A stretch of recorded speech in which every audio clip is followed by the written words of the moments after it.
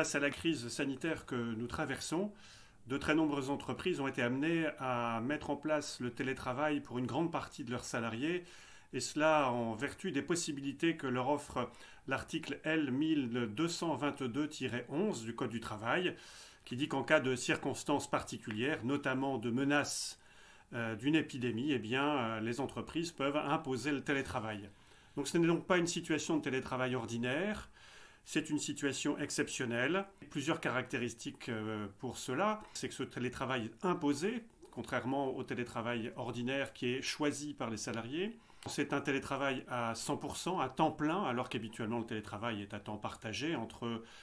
le distanciel chez soi ou sur un lieu de télétravail et le lieu de l'entreprise. Il se réalise exclusivement au domicile familial, domicile dans lequel on peut retrouver de nombreux colocataires, une famille nombreuse, un conjoint, des activités qui sont à faire cohabiter ensemble dans une période qui s'avère assez longue. Dans ce contexte très particulier, il convient que les managers de proximité prennent soin de leurs collaborateurs, de leur équipe, et cela sur différents points de vigilance, différents points d'attention. La plupart de ces nouveaux télétravailleurs n'ont pas l'habitude, ne sont pas familiers de ce mode de travail, et donc le manager veillera à établir des points de contact réguliers, quotidiens sans doute, avec chacun et chacune des membres de son équipe. Il convient de respecter pour ces salariés-là aussi un droit à la déconnexion, à la fois bien sûr hors du temps de travail qui s'est mis en place, mais aussi durant le temps de travail, de façon à ce que le travailleur puisse se concentrer sur ses tâches et ne soit pas en quelque sorte victime d'intrusions intempestives du manager. Donc prendre de la distance. Il va falloir revoir les objectifs qui sont affectés à la période qui vient et travailler ces objectifs avec une certaine anticipation et une planification au long de laquelle le manager jouera son rôle d'accompagnateur de façon à ce que le travail puisse être réalisé dans les meilleures conditions, même si ces conditions de travail sont dégradées. Voilà 3 points d'aspect individuels et puis très certainement aussi une action en direction du collectif de travail, de manière à ce que les liens entre les collaborateurs à l'intérieur de l'équipe soient entretenus de manière la plus satisfaisante possible.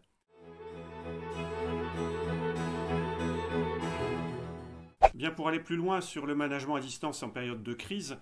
nous vous invitons à consulter le guide du manager réalisé par la CFDT il y a moins de 2 ans. Vous pouvez également trouver des informations intéressantes en consultant le guide du télétravail ou bien le guide réalisé par l'Aubergo en 2019 qui contient notamment 12 conseils pour les télétravailleurs afin d'aménager leur espace et leur temps. Enfin, je ne saurais trop vous conseiller de lire et de consulter la note que l'INRS vient de publier sur son site qui s'intitule « Le télétravail en situation exceptionnelle ». Et enfin, je ne saurais, dans la période, passer sous silence l'accord national interprofessionnel qui a été conclu à la fin du mois de février entre les partenaires sociaux et relatif au cadre et à l'intérieur duquel se trouve un long passage relatif aux enjeux managériaux et notamment au management à distance. Il est notamment dit que les nouvelles technologies qui présentent des opportunités multiples nécessitent également une vigilance particulière de l'employeur quant à la régulation de la charge de travail, au respect des repos quotidiens et hebdomadaires,